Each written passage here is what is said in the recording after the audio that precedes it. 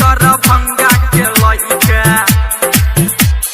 कंचन इब्राहिमपुर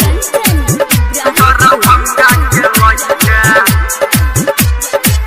मानी है सब तैका तही कहाँ दरभंगा के लइका मानी है सब तैका तही कहाँ दरभंगा के लइका आई छे नाचे यारक सटा में नोट ले लेना नइका मानी है सब तैका तही कहाँ दरभंगा के लइका मानी है सब तैका तही कहाँ दरभंगा के लइका आई छे नाचे यारक सटा में नोट ले लेना नइका मानी है सब तैका तही कहाँ दरभंगा के लइका मानी है सब तैका तही कहाँ दरभंगा के लइका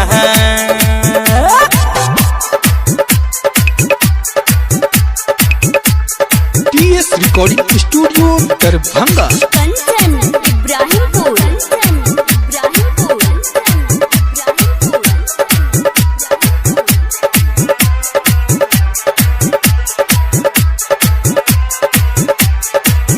यही साटा पर नाची सब खा जे तो काची जब भी यहाँ बैठी हम रानी क्यों नहीं बाची यही साटा पर नाची सब खा जे तो काची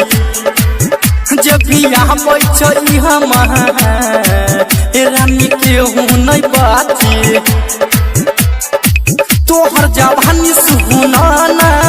रानी भेलै सहना लइका मांगे है सब तैका तही कहाँ दरभंगा के लइका मांगे है सब तैका तही कहाँ दरभंगा के लइका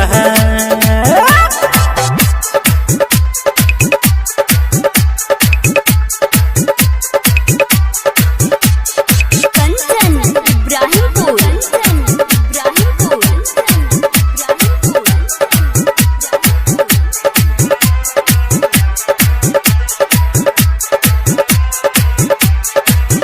काले आँखों में कजरा बा